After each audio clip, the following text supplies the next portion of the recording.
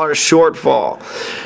Steve Breshears' casino plan would only make up for half of that gap. And since the legislatures won't raise taxes, then they have to cut payrolls and programs, which means less jobs. The amount of money that Steve Breshears' casino plan generates pales in comparison to Gatewood Galbraith's marijuana plan. Marijuana is Kentucky's #1 cash crop, and if Kentucky was the first state to legalize marijuana, if we're finally first in something and actually have the gumption to legalize marijuana before the other states in the union do, then Kentucky would corner the marijuana market. And if we raise the same amount of marijuana as we do tobacco, 500,000 acres, then Kentucky would make over $1 trillion for her innovative marijuana industry. And then you just put a small 1% tax on Kentucky's bluegrass, and that generates $10 billion for our government, which is $8.5 billion more than our current budget shortfall. Gatewood Galbraith's marijuana plan generates more than 12 times the revenue that the governor's casino plan would generate. And that's only with a 1% tax. If it was a 5% tax, then $50 billion would be generated. And so on and so forth. We'd be able to fund all of our programs and give raises to all of our employees and still have plenty left over. Then Kentucky's General Assembly would have to figure out how all of that bundle of cash would be divvied up. I suggest ending poverty, investing in education, including subsidizing college, which Gatewood's plan does. Also in infrastructure and technology, better healthcare systems, some green jobs, more libraries, roads, internet for everybody, and jobs. Gobs and gobs of jobs, just to name a few off the top of my head. The Bill of Rights were written on hemp paper. Marijuana is the foundation for the Bill of Rights, and it's already Kentucky's #1 cash crop. Every person in the world has a right to their own body. The baby boomers know this issue firsthand. What were the reasons the U.S. Congress gave to take those rights away? Do you remember? I bet you your U.S. history teacher never taught you that. I bet you your U.S. history teacher never taught you about Howard Zinn either. And now he's dead. And it's too late to ever talk to him again when his perception of history is right. Kentucky, we need to change our leadership. The owners of Kentucky don't really care about us. We also need to change ourselves. We need to be the leadership. We need to be the captains of our own industries. And we definitely have got to quit voting for the same assholes over and over again. Kentucky, we are change. We're the majority, and we don't compromise. This public service announcement was not brought to you by the ACLU, the American Civil Liberties Union, the organization that protects your freedoms in the Bill of Rights and gives ordinary Americans like you and me the right to say fuck you. Representatives need to stay in contact with their constituency on a weekly basis through workshopping or at a more relaxed environment like at a restaurant. Kentucky, we need police accountability. Nobody is above the law, and police officers need to uphold our right to free speech, to peacefully assemble, to religion and guns, and to all of our other guaranteed rights. Police officers need to end their brutality, intimidation, and bullying tactics, and they need to treat the majority of the public with the same respect they expect from that very same public. Intentionally bumping your chest into somebody else's and shouting, assaulting a police officer, just to give that officer the right to beat that man up with his other criminal officer buddies is not the type of person we need enforcing our laws, or threatening to jack a person up for peacefully protesting, or just outright violence are also poor examples of public official behavior. Every generation has to declare to the government what our freedoms are going to be, even if we have to remind them of the freedoms that have been on the books for 219 years. The ones that may have slipped their mind.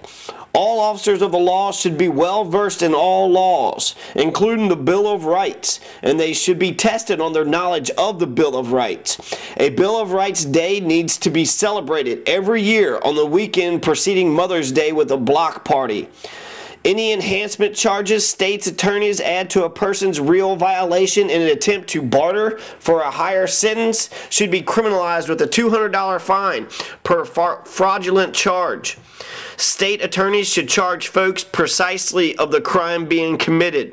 This will make sure that the punishment is proportional to the crime, and it keeps the state's attorneys from turning criminals into victims.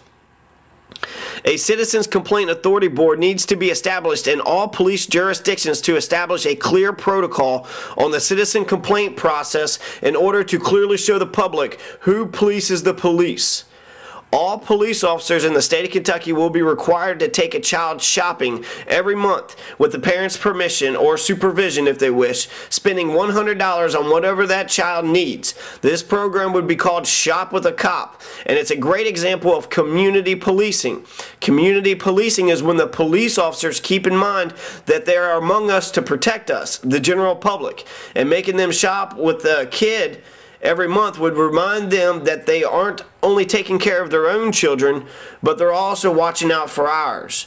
It also shows the human side of police officers to young citizens and starts off an important relationship for both individuals. I encourage all Americans to watch How to Survive an Encounter with a Police Officer, put out by the ACLU, on how to properly encounter a police officer. Kentucky's democracy is severely lagging, and we need Democracy Now! Initiatives placed on the ballot for the Kentucky people to vote on. But actually in Kentucky, we aren't allowed to vote for it. If I was to get every citizen in Kentucky to sign my petition, my issue still would not go on the ballot, because citizen initiatives and referendums are not allowed in Kentucky. Only General Assembly approved issues make it to the general election ballot, and only specifically mentioned issues are even allowed at that. That's why I would turn the three democratic tools of initiative, referendum, and recall into law. Initiatives are issues placed before the legislature or the people. If the legislature disapproves of an initiative, then it gets placed on the general election ballot for the public to vote on, and it becomes a referendum. Recall is a recall election that is called during midterm to call into question a person who's already been elected to office whenever one is needed. Every adult in the state of Kentucky, including 18-year-olds, should be allowed to run for any political office they choose. If the public wants a young adult to lead them, then the people should get exactly what they vote for. Rabbit Hash elects a dog as their mayor, and if a dog can be elected, then so should 18-year-olds. We need to change our simple majority elections into instant runoff voting for every election all across the state. Instant runoff voting gives voters more choice. How instant runoff voting works is pretty simple. First of all, the voter ranks their candidates who they think would be best for the job in order, from 1 to however many candidates there are, say 5. So you'd get to rank your candidates from 1 to 5 from best to worst. If one of those candidates receive a majority of the first place votes, then that candidate wins and the election is over. However, if no candidate wins the popular vote, then the candidate with the least amount of votes is knocked off, and the votes from the least popular candidate is then redistributed to the remaining candidates. So if you voted Sally as your number 1 choice and Joe as your number 2, and Sally gets the least amount of votes, then your vote for Sally would be dropped, and it would be handed off to Joe, your number 2 choice. Then the election is tallied up again, and again, if it is determined that one of the remaining candidates have a majority of the votes, then that person wins and the election's over. But if nobody has a majority of the votes, then this process continually repeats until somebody does. Cambridge, Massachusetts, Australia, Minneapolis, St. Paul, Minnesota, and Ireland use instant runoff voting in their elections. We need to treat independents exactly the same as Republicans and Democrats, in spite of what Mitch McConnell says.